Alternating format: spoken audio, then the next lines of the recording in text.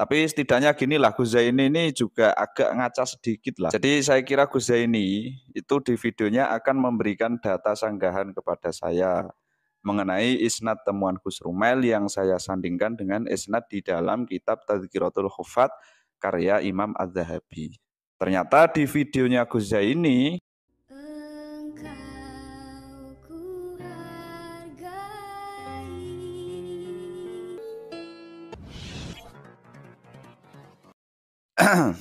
Assalamualaikum warahmatullahi wabarakatuh.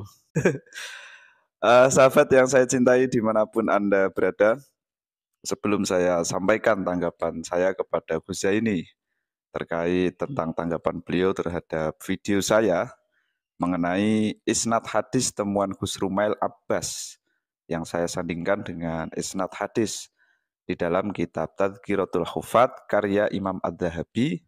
Saya ingin sampaikan terlebih dahulu bahwa tulisan Gus Rumail sudah dirubah lagi, sahabat. Ini sudah 2 kali ya. Sudah dirubah sesuai dengan teks Arabnya. Sahabat bisa lihat sendiri di laman komunitas YouTube-nya ya. Ini saya mau fokus dulu ya, khusus untuk Gus Zaini. Ada beberapa hal yang saya tangkap dari video beliau mengenai ya tanggapan terhadap saya. Pertama mengenai komentator di laman komentar saya.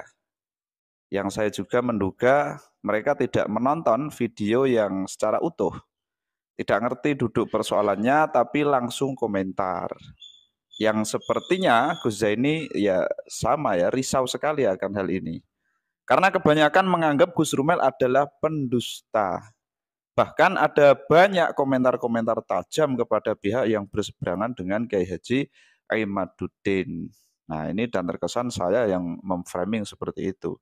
Padahal bukan ya sahabat ya. Kira kelihatannya ini Gus Zaini sangat risau sekali tentang hal ini. Saya rasa gini sahabat ya. Gus Zaini ini perlu mengerti bahwa itu kan ya di luar kendali saya. Saya menyadari bahwa memang banyak sekali komentar-komentar yang nggak nyambung dengan isi video saya. Tapi apa boleh buat ya, memang begitulah biasanya netizen kode +62 itu. Tapi setidaknya gini lah, Gus Zaini ini juga agak ngaca sedikit lah. Di kolom komentar panjenengan itu Gus, itu juga banyak sekali orang-orang yang komentar tajam sekali kepada yang pro Kiai Haji Imaduddin. Macam-macam itu Gus, ada ya dajjal, ada pembenci habaib lah, inilah itulah, banyak sekali. Nah itu, maka ya ayolah kita ini sama-sama mengkondusifkan ini. Ya biar lebih adem, santai, dan gayeng lah seperti itu. Kemudian ini karena durasinya sudah agak lama sahabat ya, tanggapan saya yang kedua ini langsung saja ke materi pokok lah. Jadi saya kira Gus Zaini itu di videonya akan memberikan data sanggahan kepada saya mengenai isnad temuan Gus Rumail yang saya sandingkan dengan isnad di dalam kitab Tadhkiratul Huffaz karya Imam Az-Zahabi. Ternyata di videonya Gus Zaini ya cuma memberikan pengertian kepada saya bahwa Abul Qasim di kedua isnad tadi itu memang berbeda. Karena tidak mungkinlah Abul Abbas bin Dalhas ketemu sama Abul Qasim atau Broni. Karena ya memang beda masa. Jadi memang harus ada Muhammad bin Nuh sebagai penyambung. Oke, untuk itu saya setuju. Tapi masalahnya adalah di dalam isnad yang sudah diunggah Gus Rumail itu menyebut bahwa Abul Abbas bin Dalhas mendapatkan hadis dari Abul Qasim An-Nafat saat di Mekah pada tanggal 18 Syawal tahun 412 Hijriyah. Nah ini kuncinya Pak ya. Ini kuncinya. Karena kita tahu Abul Abbas bin Dalhas lahir pada tahun 393 Hijriyah. Lah Abul Qasim An-Nafat ini bagaimana? Iya kalau Abul Qasim An-Nafat lahir sebelum tahun 393 Hijriyah. Masih masuk akal bisa memberikan ijazah hadis kepada Abul Abbas bin Dalhas. Lah kalau lahirnya tahun 410 Hijriyah, ini apa enggak gokil itu ya? Nah itu sahabat.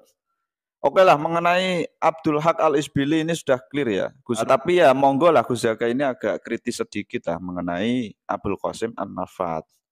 Ini kan biografi ulama ya, kita bicara tentang ulama. Alangkah baiknya ini ya kita bedah dan bisa menjadi wawasan bersama.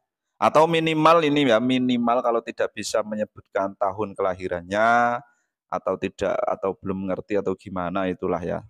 Kok tidak dibahas sedikit pun mengenai Abul Qasim An-Nafat, ya ditunjukkan itu ada di dalam kitab apa yang membahas tentang Abul Qasim An-Nafat.